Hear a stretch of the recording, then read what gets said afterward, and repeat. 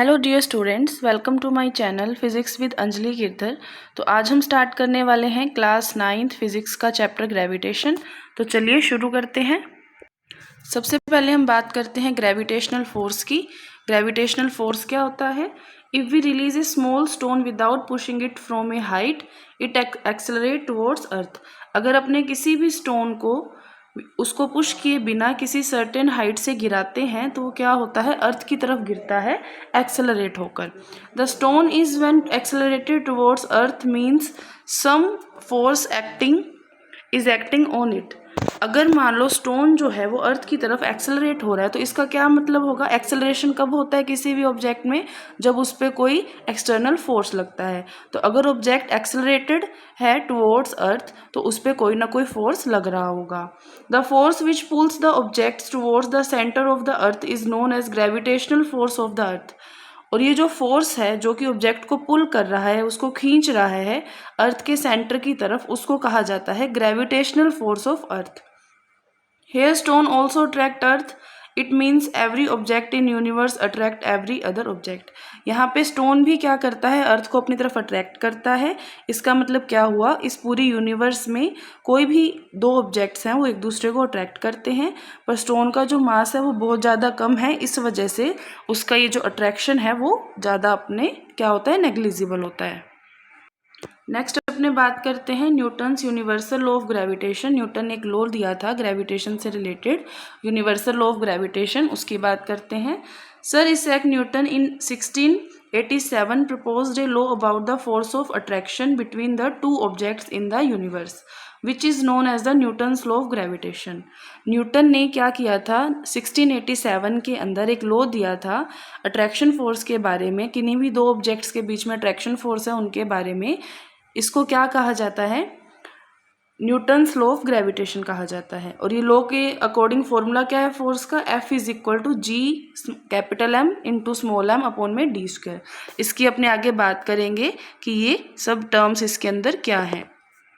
According to universal law of gravitation, every mass in this universe attract every other mass with a force which is directly proportional to the product of two masses and inversely proportional to the square of the distance between them. अब इस universal law के according क्या होता है? इस universe में जो every मास है, कोई भी दो ऑब्जेक्ट हैं जिनका कुछ ना कुछ मास है, वो क्या करते हैं? एक फोर्स से एक दूसरे को अट्रैक्ट करते हैं। और वो जो फोर्स है वो क्या होता है? इन दोनों मासेस के प्रोडक्ट के, मतलब जब अपने इनके दोनों मासेस को मल्टीप्लाई करते हैं उनके प्रोपोर्शनल होता है, और इनके बीच की जो डिस्टेंस है d उसकी स्क्वायर के रेसिप्रोकल होता है, इनवर्सली प्रोपोर्शनल होता है। आगे देखते हैं इसको डिटेल में। Let masses capital M and small m of two objects are distance d apart, then force of attraction between them. मान लिया कि दो ऑब्जेक्ट हैं, एक का मास है कैपिटल M, दूसरे का मास है स्मॉल m, और उनके बीच की डिस्टेंस है d, और उनके बीच में अट्रैक्शन फोर्स लग रहा है F। तो यूनिवर्सल लॉ ऑफ ग्रेविटेशन के अकॉर्डिंग क्या होगा? अगर अपने इन दोनों मासेस का प्रोडक्ट कर दें, मीन्स M इंटू M, तो जो फोर्स होगा वो क्या होगा? M इंटू M के प्रोपोर्शनल होगा। और इनके बीच की डिस्टेंस कितनी है? d, तो d के स्क्वायर के रेसिप्रोकल होगा या इनवर्सली प्रोपोर्शनल होगा। अब इन दोनों को अपने एक साथ लिखेंगे तो क्या आ जाएगा? F proportional capital M small m upon में डी स्क्वायर। अब अपने को पता है कि जब अपने प्रोपोर्शनल का साइन हटा के इक्वल का साइन लगाते हैं तो अपने को कोई ना कोई कांस्टेंट लगाना पड़ता है। यहाँ पे वो कांस्टेंट क्या होगा? G होगा। G is a constant and is known as gravitational constant. G यहाँ पे कांस्टेंट है जिसको ग्रेविटेशनल कांस्टेंट कहा जाता है। इसकी फिक्स वैल्यू होती है, G की वैल्यू होती है 6.67 into 10 to power -11 newton metre square पर kilogram square. G is called universal gravitational constant. G को क्या कहा जाता है? यूनिवर्सल ग्रेविटेशनल कांस्टेंट कहा जाता है। If unit of F is in newton, metre is in mass is in kilogram, D is in metre, then unit of G can be calculated. अब अपने क्या करेंगे? इस फॉर्मूला से G की जो यूनिट है वो कैलकुलेट करेंगे। G की यहाँ से वैल्यू निकालते हैं तो क्या आएगी? F डी स्क्वायर अपॉन में small m into capital M। तो इससे अपने क्या निकालेंगे? अब इसकी यूनिट निकालेंगे।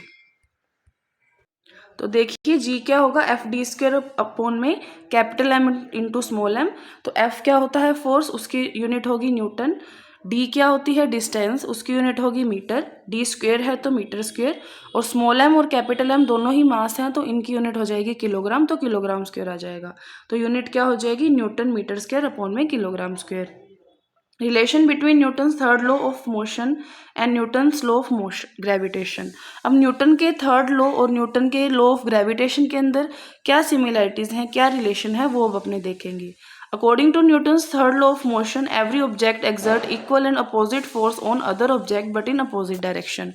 न्यूटन का जो थर्ड लॉ है, जिसको अपने एक्शन रिएक्शन फोर्स बोलते हैं, उस वो क्या कहता है कि हर object, every object exert equal and opposite force on other object. हर ऑब्जेक्ट क्या करता है, इक्वल और अपोजिट डायरेक्शन में दूसरे ऑब्जेक्ट पे एक फोर्स लगाता है। ठीक है। According to Newton's law of gravitation, every mass in the universe attract the every other object. और न्यूटन की ग्रेविटेशन के लॉ के अकॉर्डिंग क्या होगा कि इस यूनिवर्स के अंदर प्रत्येक मास, हर बॉडी एक दूसरे को क्या करती है, अपनी तरफ अट्रैक्ट करती है।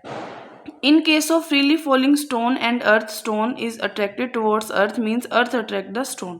तो अब इसमें देखिए न्यूटन के थर्ड लॉ और न्यूटन के ग्रेविटेशन लॉ में क्या सिमिलरिटी हो गई कि न्यूटन का थर्ड लॉ क्या कहता है कि हर ऑब्जेक्ट एक दूसरे को अपनी तरफ एक दूसरे पे फोर्स लगाता है अपोजिट डायरेक्शन में, और ग्रेविटेशनल लॉ जो है न्यूटन का वो भी ये कहता है कि प्रत्येक जो मास है, एवरी जो बॉडी है, वो क्या करती है, एक दूसरे पे एक अट्रैक्शन फोर्स लगाती है। तो दोनों क्या कहते हैं, एक तरीके से सिमिलर सी बातें कहते हैं। नेक्स्ट देखते हैं। In case of freely falling stone and earth, stone is attracted towards earth means earth attracts the stone. Freely falling जो स्टोन होता है, जो फ्रीली नीचे गिर रहा है अर्थ की तरफ, वो क्या होता है, अर्थ की तरफ अट्रैक्ट होता है, मतलब अर्थ स्टोन को अपनी तरफ अट्रैक्ट कर रही है। But according to Newton's third law of motion, the stone should also attract the earth. पर न्यूटन के थर्ड लॉ के अकॉर्डिंग जो स्टोन है वो भी क्या करता है, अर्थ को अपनी तरफ अट्रैक्ट करता है, क्योंकि न्यूटन का थर्ड लॉ क्या कहता है, एक्शन रिएक्शन फोर्स, कि अगर अर्थ अट्रैक्ट कर रही है स्टोन को तो स्टोन भी अट्रैक्ट करेगा अर्थ को। It is true that stone also attract the earth with the same force F is equal to M A. ये सच भी है, स्टोन भी क्या करता है, अर्थ को अपनी तरफ अट्रैक्ट करता है एक फोर्स से, एम ए फोर्स से। But due to very less mass of the stone, the acceleration in its velocity is 9.8 metre पर second square and acceleration a of earth towards the stone is 1.65 into 10⁻⁻24 metre पर second square, which is negligible and we can not feel it. अब देखिए, attract तो करता है stone, पर stone का जो एक्सेलरेशन है अर्थ के टुवर्ड्स वो तो 9.8 मीटर पर सेकेंड स्क्वेयर है, पर अर्थ का जो एक्सेलरेशन होगा स्टोन के टुवर्ड्स वो देखो 10⁻⁻24 में है। मतलब ये क्या हो जाएगा, एक तरीके से नेग्लेजिबल हो जाएगा, क्योंकि स्टोन का मास बहुत ज़्यादा कम होता है, इसलिए अपने उसके अट्रैक्शन फोर्स को फील नहीं कर पाते, ये अट्रैक्शन फोर्स नेग्लेजिबल होता है।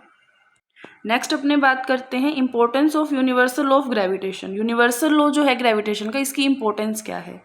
The force that binds us to the earth, ये एक ऐसा फोर्स है जो अपने को अर्थ से बांधे रखता है। ग्रेविटेशनल के फोर्स के कारण ही अपने अर्थ पे चल पाते हैं, अपने उससे जुड़े रहते हैं।